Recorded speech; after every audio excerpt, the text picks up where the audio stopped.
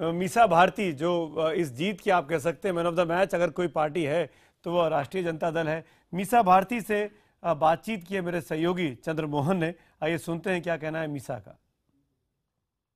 महागठबंधन बहुमत का आंकड़ा पार कर चुका है और हमारे साथ मौजूद हैं मीसा भारती। आइए हम बात करते हैं। मीसा जी, सबसे पहले आप लोगों को बधाई। मैं आपका बधाई स्वीकार करती हूँ, लेकिन ये बिहार की जनता का, खास करके जो हमारे प्रधानमंत्री नरेंद्र मोदी जी आए थे, जिस तरह के भाषा का प्रयोग कर रहे थे, खास करके महिलाओं के लिए, और अपशब्द का प्रयोग मेरे लिए भी उन्होंने किया। हम लोगों ने सब जहाँ भी मैं सभाएं करने गई वहाँ पे हमारे लोगों ने इस बात को उठाया। खास करके जो नौजवानों को उन्होंने लोकसभा चुनाव के समय ठगने का काम किया, जिसमें महंगाई का इशू था, ये सब मुद्दे छोड़ करके हमारे प्रधानमंत्री जी और तंत्र मंत्र, जादू टोना और इस तरह की बात करते थे। कहीं ना कहीं ये बातें बिहार की जनता को पसंद नहीं आई। उनकी प्रधानमंत्री से अपेक्षाएं बहुत ज़्यादा थी और वो कहीं ना कहीं एक विकास के मुद्दे से वो भटक चुके थे।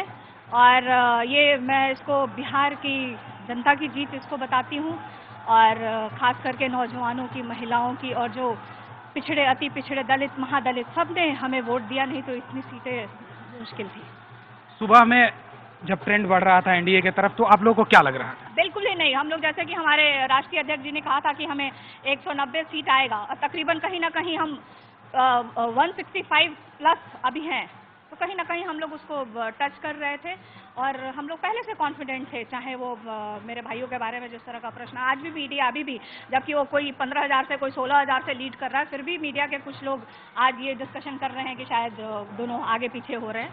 तो खैर, हमें इस तरह की बातें सुनने की आदत हो गई है मीडिया की तरफ से, हमें उस पर कुछ नहीं कहना है। जिस तरह से महागठबंधन ने जो अपनी जीत दर्ज की है, कहीं ना कहीं ये जो गरीबों की जीत है, जो वंचितों की जीत है, चाहे वो अकलियत समाज के लोग हैं, मतलब बिहार के सब जो दबे कुचले, उनकी जीत है ये।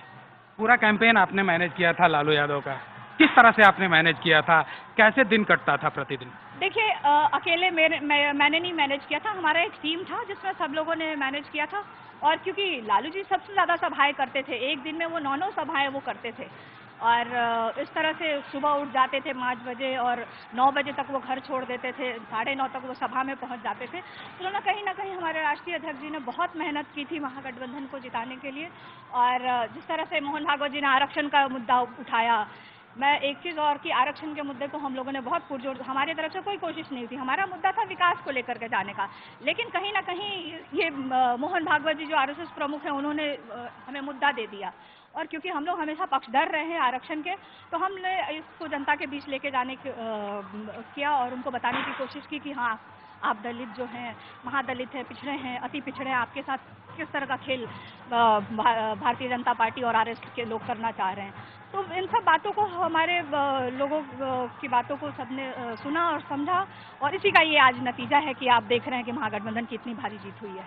सबसे अधिक सीटें आप लोगों की आई हैं, कौन बनेगा मुख्यमंत्री? देखिए, मैं पहले भी कहा कि हमने एक महागठबंधन बना के चुनाव लड़ा है, जिसमें कि 101 पे राष्ट्रीय जनता दल, 101 पे जेडीयू और 41 पे कांग्रेस थी। मैं शुरू से भी कहते आई हूँ कि अगर राष्ट्रीय जनता दल आज के दिन में 101 सीट भी जीत लेती है, तो भी हमारे मुख्यमंत्री नीतीश कुमार जी ही बनेंगे, इसमें कहीं से कोई प्रश्न नहीं उठता है।